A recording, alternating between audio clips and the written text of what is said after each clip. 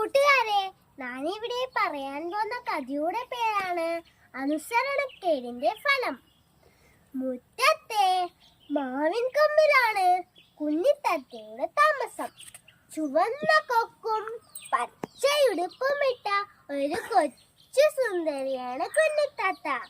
മാവിന്റെ കൊമ്പിൽ അവൾ തത്തി തത്തി നടക്കുന്നത് കാണാൻ നല്ല രസമാണ്.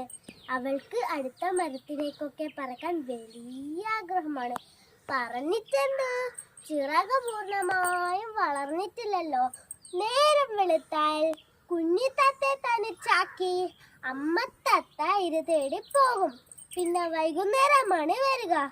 പോകുമ്പോൾ കുഞ്ഞിത്തത്തെ അമ്മ തത്ത ഓർമ്മപ്പെടുത്തും, മോളെ ദൂരേക്കൊന്നും പോകരുത്, ചുറ്റും ശത്രുക്കളാണ്, ഞാൻ വരുന്നത് വരെ കൂട്ടിൽ തന്നെ ഇരിക്കണം. അത് കേട്ട് കുഞ്ഞിത്തത്ത തലയാട്ടും.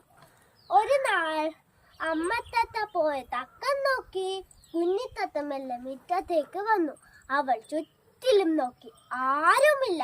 അമ്മ തിരിച്ചു വരുന്നതിന് മുമ്പ് കൂട്ടിലെത്താമല്ലോ എന്നൊക്കെ വിചാരിച്ച് അവൾ മുറ്റത്തൂടെ അങ്ങോട്ടും ഇങ്ങോട്ടും ഗമയോടെ നടക്കാൻ തുടങ്ങി. ഇതെല്ലാം പാണ്ടൻ പൂച്ച കാണാനുണ്ടായിരുന്നു. കുറേ നാളായി അവൻ കുഞ്ഞിത്തത്തെ മരക്കൊമ്പത്ത് കാണുന്നു. ഇപ്പൊ ഇതാ ആ അവസരം മുന്നിൽ. ഇനി ഒരു നിമിഷം വൈകിച്ചൂടാ പാണ്ടൻ വിചാരിച്ചു. പാവം കുഞ്ഞിത്തത്തയുണ്ടോ ഇതൊക്കെ അറിയുന്നു. അവൾ മുറ്റത്തെ അരിമണികൾ പിറക്കെ തിന്ന് അങ്ങനെ ചാടി നടക്കാൻ പെട്ടെന്നാണ് പതിയിരുന്ന പാണ്ടൻ പൂച്ച കുഞ്ഞിത്തത്തമ്മേൽ ചാടി വീണ്.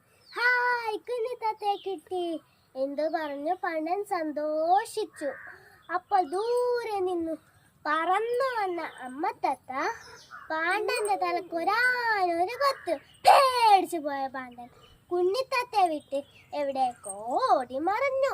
പാണ്ടൻ പൂച്ചയുടെ പിടിയിൽ നിന്ന് രക്ഷപ്പെട്ട കുഞ്ഞിത്തത്ത അമ്മയെ പിടിച്ചു നിലവിളിച്ചു.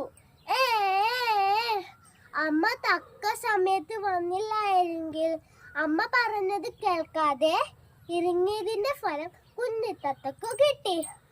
അന്നു മുതൽ കുഞ്ഞിത്തത്ത അമ്മ പറഞ്ഞത് അനുസരിച്ചിട്ടേ ഉള്ളൂ. നന്ദി.